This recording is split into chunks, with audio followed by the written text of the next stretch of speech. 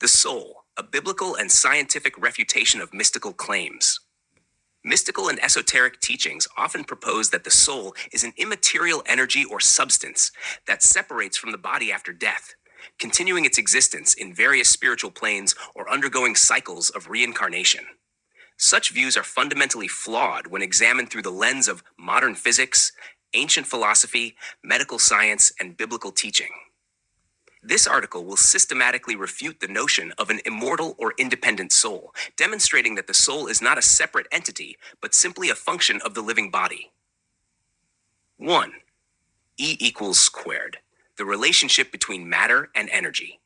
One of the most widely misunderstood concepts in mystical teachings is the idea that the soul is an energy form that can exist independently of the body. This misunderstanding often arises from misapplying Einstein's equation, E equals mc versus toro, which states that mass and energy are interchangeable. However, this principle does not support the notion of a disembodied soul. In physics, energy is always tied to a physical system, whether in the form of kinetic motion, thermal energy, or atomic interactions. The energy that composes a human body is inseparable from its physical structure, meaning there is no soul energy that can float freely apart from the body's material existence. Furthermore, if the soul were merely energy, it would be subject to the laws of thermodynamics, meaning it would disperse rather than maintain a coherent shape after death.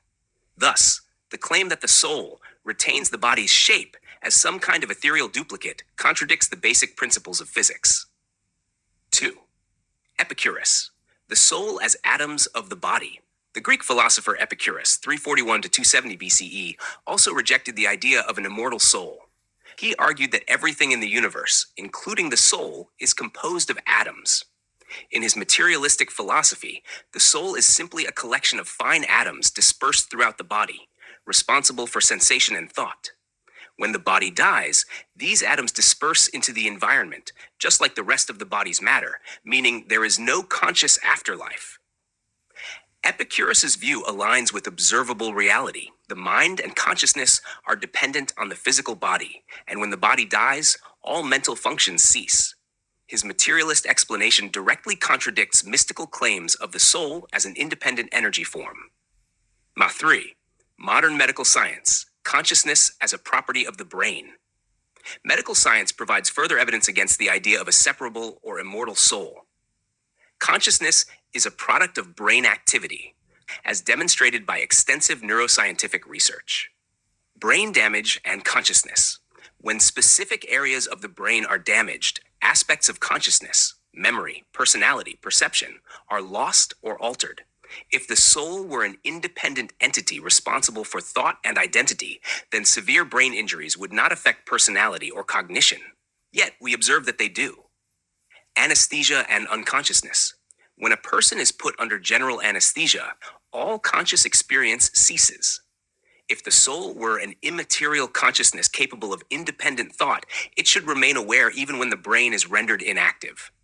However, all sensory perception and awareness completely vanish under anesthesia, further supporting the idea that consciousness is a function of the brain, not a separate soul substance.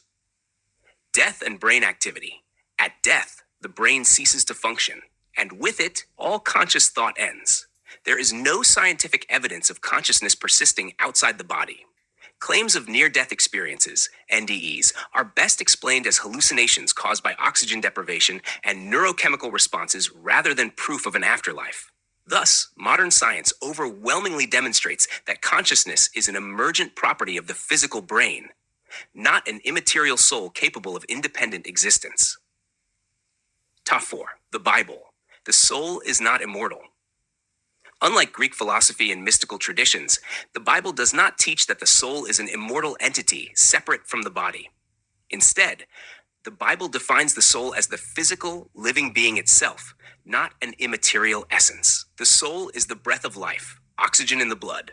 Leviticus 17:11 states, "For the soul of the flesh is in the blood, and I have given it to you upon the altar to make atonement for your souls, for it is the blood that makes atonement for the soul." This verse directly identifies the soul with the blood, meaning it is part of the physical body, not a separate entity. The Hebrew word nephesh often translated as soul, simply means a living creature. It does not denote an immaterial essence. The soul can die. If the soul were immortal, the Bible would never describe it as perishable. However, multiple passages prove that the soul can die. Ezekiel 18:4, "Behold, all souls are mine. As the soul of the Father, so also the soul of the Son is mine. The soul that sins, it shall die." Psalm 146:4, "His breath goes forth, he returns to the earth. In that very day his thoughts perish." These verses explicitly contradict any idea of an inherently immortal soul. Instead, they affirm that when a person dies, their consciousness ceases and their body returns to the earth. The resurrection of the dead. Instead of teaching the soul's survival after death, the Bible teaches resurrection, a future event where God will restore physical life to the dead.